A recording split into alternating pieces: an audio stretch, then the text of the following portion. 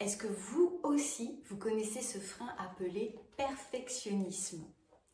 Ça peut être un frein intérieur.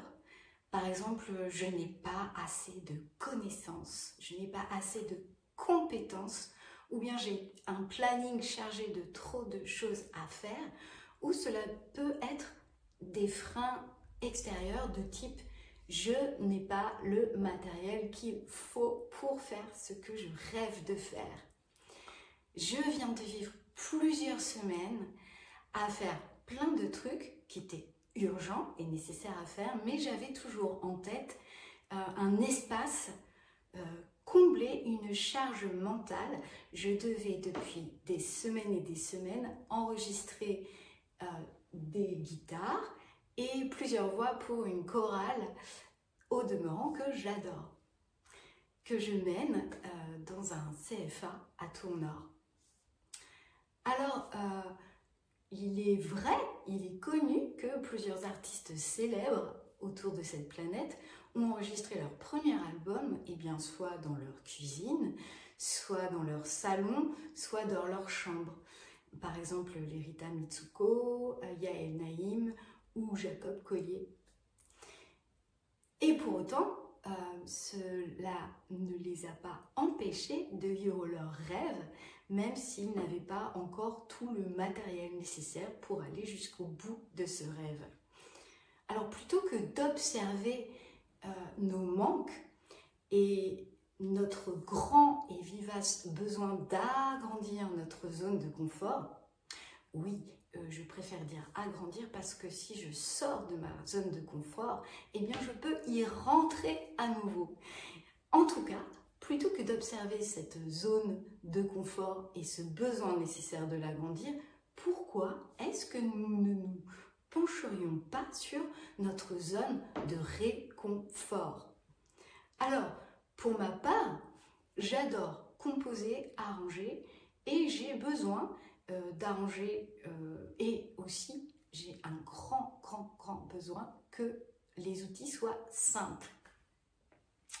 Et la chose est que je dois absolument faire des arrangements pour pouvoir les donner aux musiciens avant d'aller faire une répétition ou avant d'aller rentrer en studio.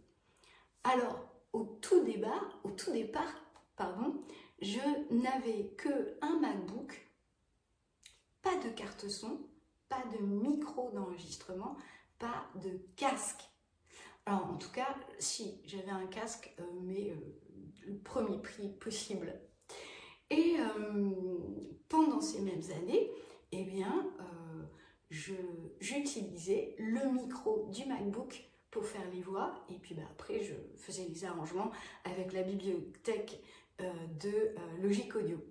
Alors vous me direz, oui, j'avais quand même un MacBook, j'avais quand même Logic, tout simplement parce que j'avais pas du tout envie de me prendre la tête et que un MacBook c'était plus simple. Et c'était mon premier investissement dans ma vie. C'est-à-dire, je n'ai jamais acheté de canapé ni de maison encore. Mais c'était ça ma priorité. Alors par la suite, comme vous pouvez le voir, j'ai investi mais vraiment dans le strict minimum nécessaire. C'est-à-dire, il y avait une offre promotionnelle avec un bundle, une carte son plus un micro, voilà, et un casque. Il y avait même le câble rouge de la marque Scarlett, parce que c'était un fastoche à installer et pas prise de tête du tout.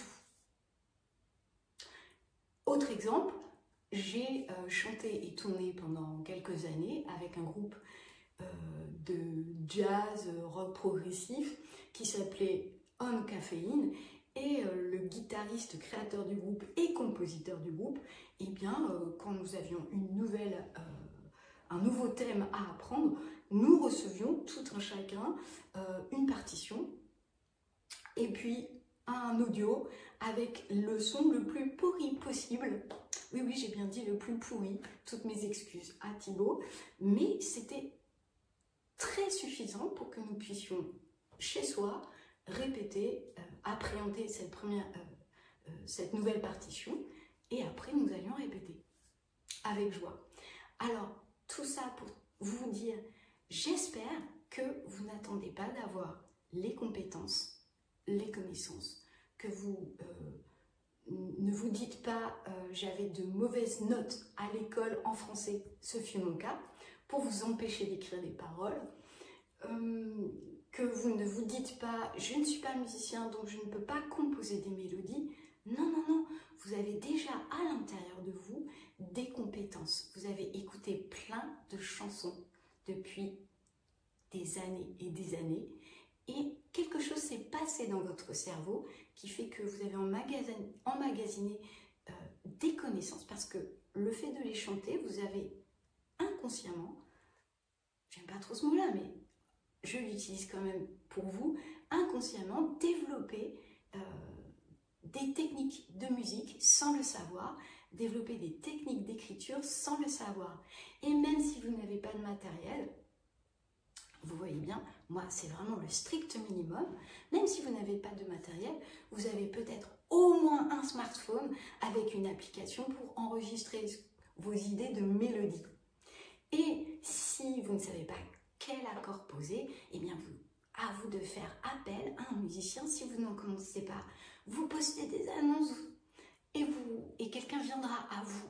Si votre cœur est grand, que c'est vraiment un souhait de vivre ce rêve, d'écrire et de composer vos chansons et de les interpréter, tout va se mettre en place. Voilà, pensez à quelle est votre zone de réconfort et sortez de votre chambre. Hein? Ne gardez pas vos œuvres juste pour vous. Vivez votre rêve. Allez, je vous remercie énormément pour votre écoute. Je vous souhaite tout le meilleur, d'écrire de belles chansons. Il y a un public qui vous attend, même si ce public, ce sont vos parents, vos frères et sœurs, des gens dans un café-concert. Et j'espère peut-être un jour sur une superbe scène. À bientôt!